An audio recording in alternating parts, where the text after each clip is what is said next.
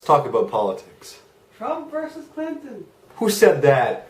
Who said that? Anyway, no. Today I'm going to focus on Montesquieu's take on governing.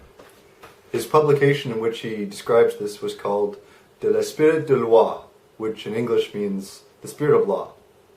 It sounds better in French. He published this in 1748 with the help of a saloonist and novelist, Claudine Guérin de Tencin. Females were not allowed to think, and he himself did not think that they were equal, yet she helped him write one of his most important pieces. So how's that for hypocrisy? The book was condemned by the Catholic Church in 1751, and by the French because of its content. So, a bestseller. This work inspired many afterward, and if you hadn't noticed, it's what most governments are like today. Canadian, American. He spent 20 years researching and writing this book, in which he also talks about many other things like climate, nature, anthropology, sociology, and cultures. So, yeah, he didn't just spend it on government. To him there was three types of ruling. Monarchy, a republic, which is an elected leader, or a despotism, which is a dictatorship. He claimed the difference between a monarchy and a despotism is if there is a set of rules that contain the ruler's powers. Despotism being more of an absolutism, meaning no one can stop them. It is also stated that a republic can either be democratic or aristocratic by the range of power given to the public, more being democratic and less being aristocratic. He thought that a democracy was the best form, but things would need to be for the people, though it did not fully promise what he called liberty, because he thought only liberty would be achieved through his model. Through research, he figured that things should be more balanced among officials. By improving on John Locke's ideas, he proposed that there should be three branches of government, and that through dividing duties, no branch would outweigh the other. He based this model on the Constitution of the Roman Republic and the British constitutional system. The Roman government was split for the same reason, but only the British system was made up of a monarch, a parliament, and the courts. Whilst the Roman government, their parliament was more aristocratic. So, basically, the creme de la creme. The first branch being executive, the enforcers of laws. In his time, this would have been the king or the head of state, or whoever took over. They would enforce laws that were made by the legislative branch and interpreted by the judicial branch. This does not mean that if you broke the law, you would have to go to the executive, but it means that the executives would say that that act is illegal, and you would be punished according to the circumstance by the court systems. Although, in fairness, if you go to the executives, they might just say you're fired.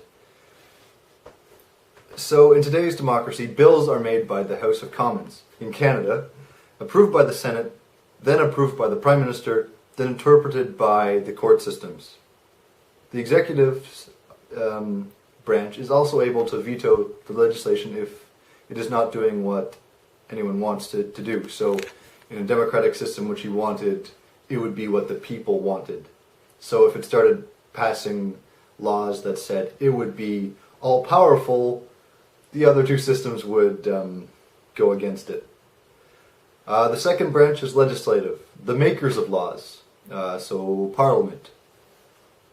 They would make laws in accordance of public change or a crisis in the area to stop panic or make life livable to the common people.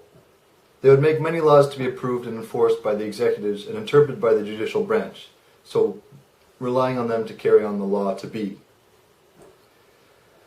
They're also an important part of governing because they help things run smoothly, though they do not fully control the government.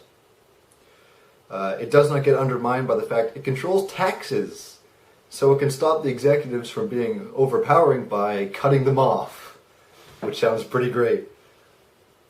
He also stated that it should be made of two houses that may counteract each other if the other did not agree with the other one. So, you can't pass a law with only one of them. They both have to agree on it. One of them, they don't both have to make the law, they just both have to agree on it. The third branch is judicial, the interpreters of laws, so courts and lawyers. To lower the fear of lawyers, and the overall system, they are not to make their own laws. Instead, they go by what is given to them.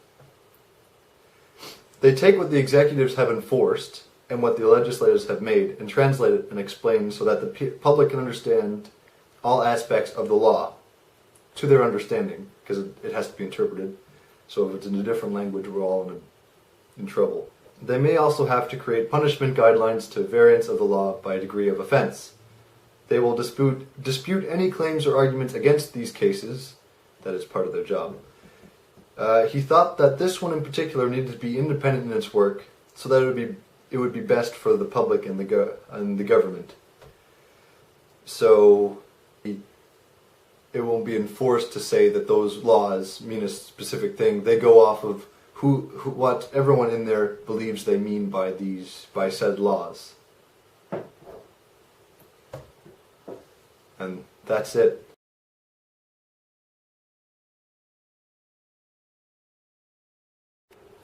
Hello, this is Midnight Thoughts with the Gourd and the Gourd.